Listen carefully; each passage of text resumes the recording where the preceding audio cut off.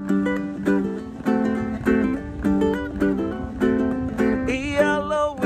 a little aloha in our day. Spread a little aloha around the world at breakfast with Bob.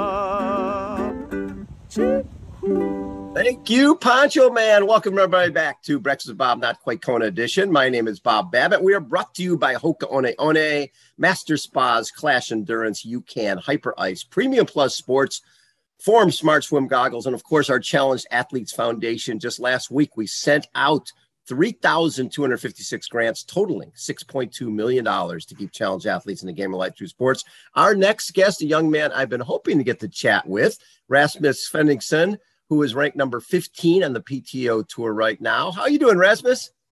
Yeah, I'm pretty good. Yeah, still recovering a little bit from a quite serious bike crash in February. But you know, I can do a lot of training. So that's not everything still yet. But as long as you can do something, then yeah, you cannot complain too much, I guess.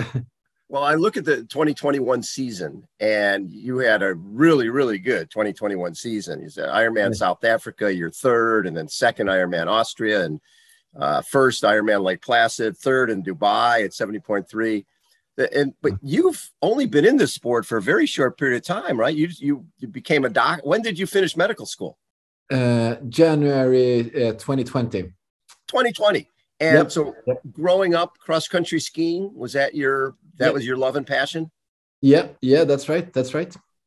And so were you thinking Olympics in terms of cross-country skiing? Definitely. Yeah.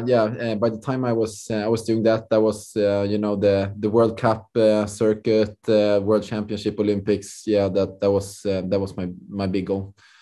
And to represent Sweden in the Winter Games that's pretty much the highest you can get, right? Yeah, pretty much. And so when did you change courses? Was there a race where you decided, you know what, maybe I'm done with this because you've been doing cross country for so long? When did you decide you wanted to do something a little different? Well, that's the funny thing. I mean, it started to grow. I actually, ended my elite ski ambitions, and then I started medical school, and I was quite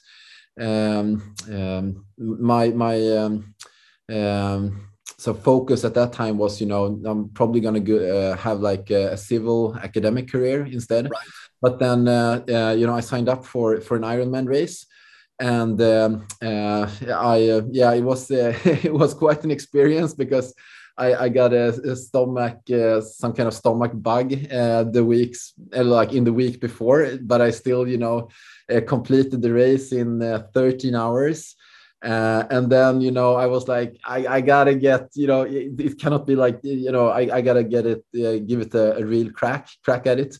And so then I started to sort of like raise my ambitions gradually from that time. And it was like, I think, it was, medical school was fun, but I felt, I was sort of drawn back, into endurance sports. And it was sort of like, I think that was the purpose of it. I mean, that's where my real passion in life is. So I stumbled across triathlon, and I got just increased the ambitions from year to year.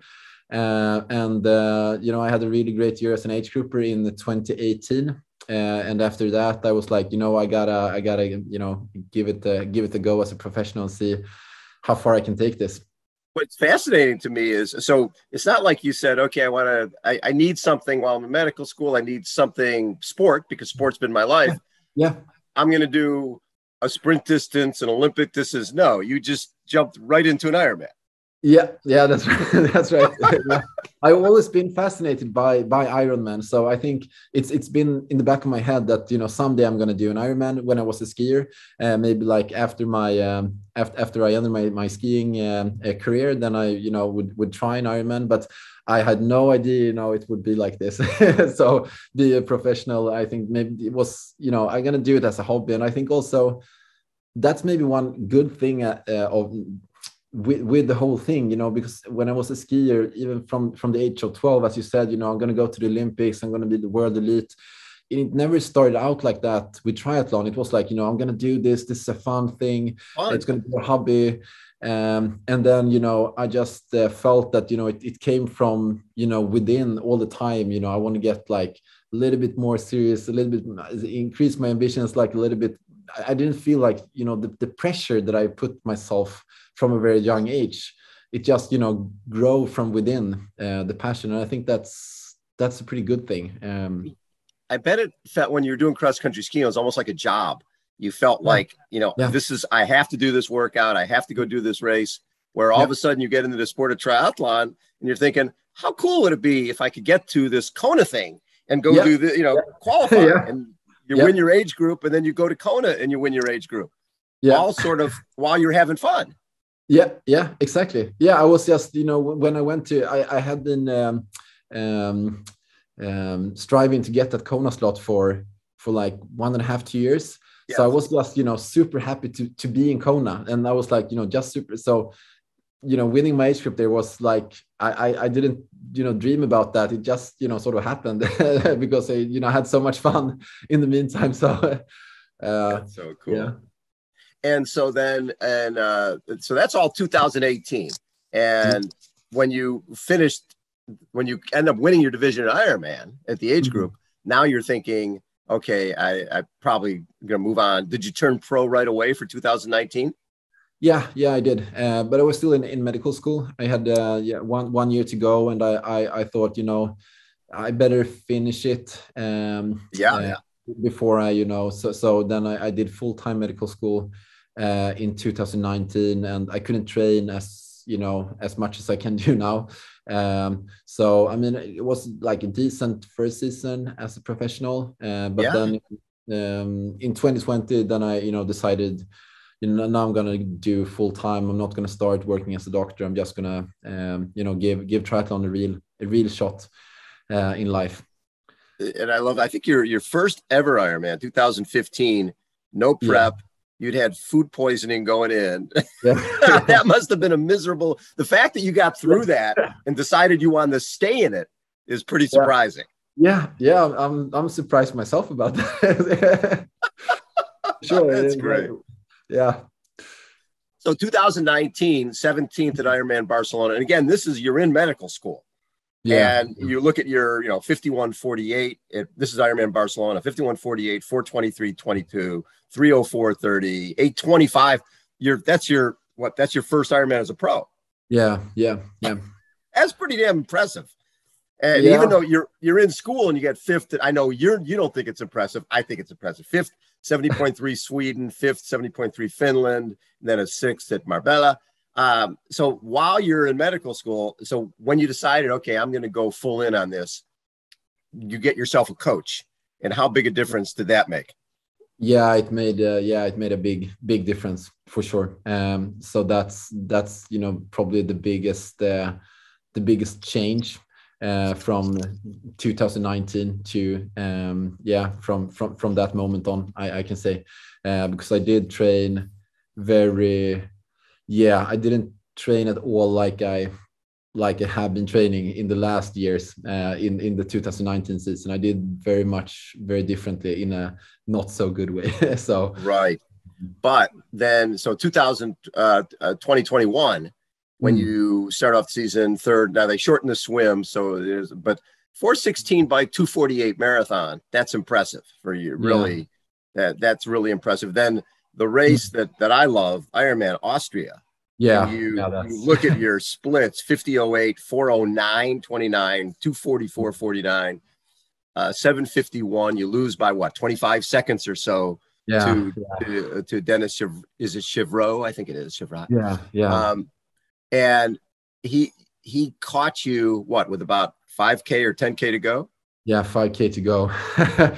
Yeah, that was like such an epic race. Well, it was like a race of my dreams because I've never, you know, raced an Ironman like that. You know, it was sort of like full gas from the swim, trying not to lose as much time, and then, I went so incredibly hard on the bike that day, and I was, sitting there looking at my bike computer. What am I doing? I mean, this is suicide.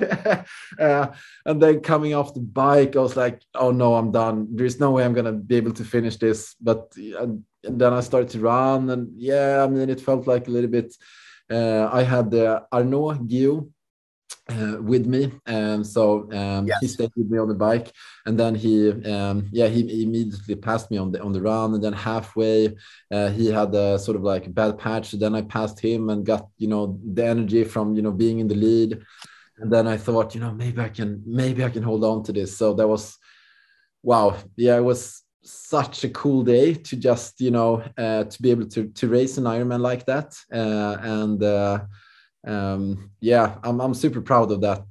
There was like an extremely good performance in all disciplines. So and it the race dynamics and all that it had everything. So well, it was great. About 7:51:09 to 7:51:34. You don't find that many Ironmans that are that close. Where there's a lead change with 5K to go, and you're so young in this, and to have. And it's not like you guys were all together because Denis was back like 10 minutes and he had to make up. He had to run a 2:35 to win the race. Right. You put him in a position where if he ran 2:36, he loses the race. Yeah. It's kind of cruel to force someone to do that, but But what you take away from that is you have to come away from that going, okay, I did everything right. This guy just happened to have a 2:35 marathon. You don't see that very often at all. So, but you weren't afraid of the moment. You weren't afraid because a lot of times people tend to be hesitant to go off the front, right? Yeah. But you saw an opportunity and you took it. And the fact that you ended up getting the silver medal was probably because you did take that opportunity, took the legs out of other guys. Yeah, definitely. I know when I caught the group, the front group, I know that Denis was racing, and he had been running a very, very impressive like 2:36, I think, in Tulsa. So I knew that I don't have like a 2:36 marathon in me, so I gotta try and make the most out of it on the bike. So I just continue to hammer the way on the bike and see. So I think I had no regrets whatsoever. No, you had to be happy. Yeah, I was for sure.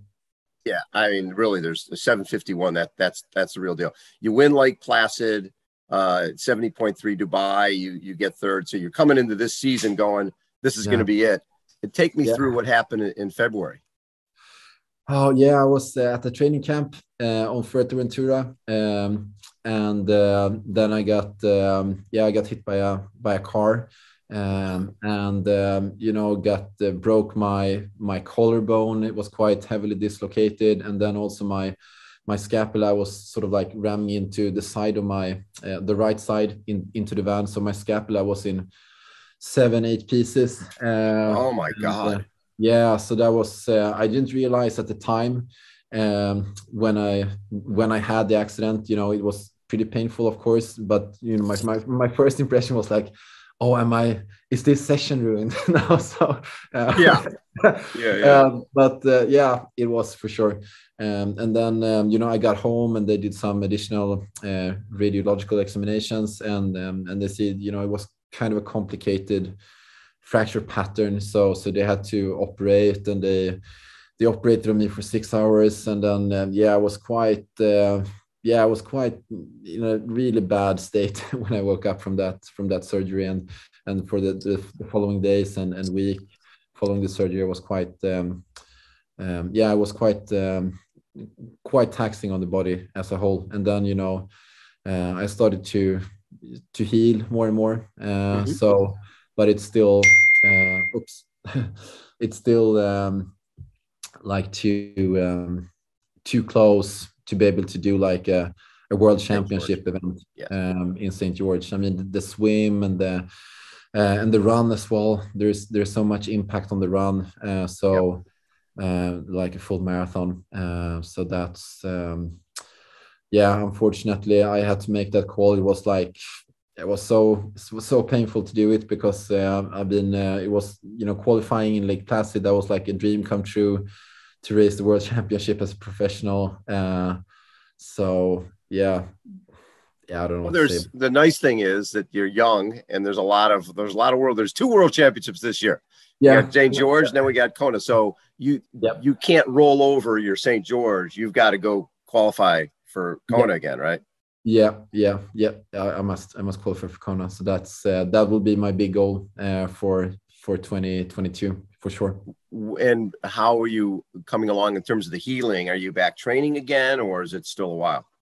Yeah, I'm back training. I have been able to train a lot, and actually on the bike, on the trainer, I can do a lot of hours on the bike. That's no problem, and you know, bike shape is actually really great. So that's good. And the run, I've been starting to ramping up the run very, very carefully as we speak. And then the swim, I mainly do some drills. I can take a few regular strokes at the moment in the pool, but at least I can be in the water to remain some feelings for the water and all that. So yeah, I'm doing what I can, and so it's a challenge, and I think I'm really embracing the challenge to come back and you know, improve my strength and try to improve my weaknesses as well. What race will you do to try to qualify for Kona? My target now would be Ironman Frankfurt. There you go. The 26th of June. So that's yeah. Jump in with the big boys. Definitely. Yeah. Did you, when you look at the great race you had in Austria, you know, and you don't win it, but you win Placid and qualify for Kona. I mean, but there's something about having those classic races like Austria, where it goes back and forth, and it took somebody had to run a 2:35 to beat you. Do you look at that as your favorite race so far? Yeah, I am for sure. Definitely. I mean, it was amazing to win in Lake Placid. But if I would choose, then I would rather do another Austria race and play second, because whenever you know, when we, you know, in the professional field push each other to the absolute limits, I think that's what this is all about, and that's what, you know, I'm burning for. So definitely that would be my favorite race. I mean, it would have been great to win it, of course, but I was such an experience, and such a such a race. You know, it never it never stopped. You know, it was like, you know, first, like, don't lose time on the swim, go as hard as you can, and then, you know, you got to catch them, and going super hard on the bike to catch them, and then like staying in the group for like 30 seconds, and about, oh my god, Denis is here, I gotta, you know, distance him as much as possible, and then like, oh no, I'm fried, and oh, maybe I can do this, and then, well, I'm back in the lead, and then like, yeah, maybe I can do it, and then he's coming, but oh yeah, no, it's it was all it never stopped. I think it never taken so long time for me to recover from any races like as that race. What I love about that one is it's not like you're when you have a race that's that close, usually you think it's an Iron War type of race with people together, but he swam 47, you swam 50, right? Then you rode 409 and he rode 422. And then he ran 235 and you ran 244. And you guys were never really together. No. That's right. Yeah. Okay, except when he went by at 5K. That's right. Trying to hold on, but when your coach saw your splits from that race, what was his response? Because that's almost like, I've been working with somebody for 3 to 5 years, and the goal is to do a 50-minute swim, a 409 bike, a 244, and 751. And this is really like the first year you guys are working together. Yeah. I don't really remember. I think that he kind of knew that that I could deliver a bike like that. So yeah, I don't really remember, but I think he was definitely satisfied for sure. I don't know what he could say. You should have run 2:42. Yeah. Yeah. No. No, I think he was pretty proud. That is very cool. Rasmus, you have a big future in this sport. Now, what does the family think about, okay, I went to medical school, I'm a doctor now, and I'm swimming, cycling, and running? Are they like, wait, you're doing what? No, they love it. Do they? They're all in. Yeah, they're all in. They're all in. I got the greatest support from both my siblings, my brother and my sister, and my father and mother. They all think it's so great. They know that I can do the work after my athletic career. So they think it's so fun, and they're a big part of my journey also. So and that's I love that one as well, to be able to bring them along and to make them feel that they are also like a big part in on the journey and the success and everything. Were they with you in Kona when you went there in 18? Yeah, they were all there. yeah. And they'll be there this time for sure. If you qualify as a pro, they'll be there for sure. Yeah. Everybody will be there. Yeah, guaranteed. Yeah, they loved it just as much as I loved Kona. So, and as a doctor, when you started looking at the X-rays and everything of your own shoulder, you knew it was not good. Yeah, definitely. Yeah, I saw immediately that this is not looking very, very promising. I think it was a good thing that I didn't actually in Fuerteventura in Spain. I didn't ask for the screens, because I was just so tired and and I didn't really want to see. So it was good that could wait a few days, I think. Yes, it would have been pretty much of a bummer knowing. Yeah, exactly.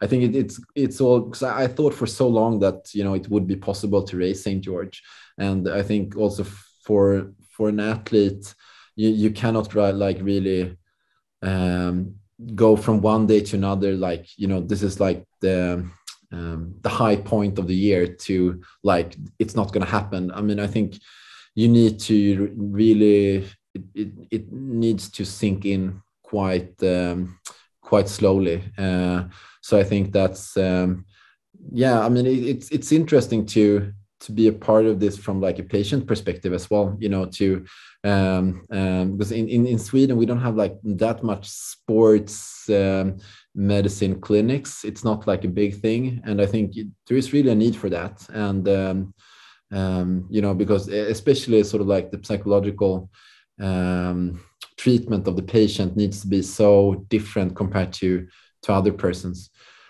So I think that's that might be something in 10 years time or so that I can exactly. Well, because you think about the Nordic skiing and the whole history in Sweden. I'm sure there's a lot of athletes who get injured and deal with that depression and deal with the downside of that isn't being addressed at this point. Yeah, exactly. Yeah, so and you could be the guy. Yeah, hopefully, but first triathlon. 10 years from now. Yeah. 10 years. Yeah, at least. Hey, Rasmus, thank you so much for taking time. I'm bummed we won't get to meet in St. George, but hopefully we'll have the same background when we get together at Hugo's in Kona. Yeah. I'll do everything that stands in my power to try and make that happen. I love it. Yeah. Rasmus Svenningsson has been our guest. Thank you so much for tuning in, bud. Appreciate it. Yeah, my pleasure. Thanks, everybody. This has been Breakfast with Bob, Not Quite Kona edition. Thanks so much for tuning in. We'll catch you next time.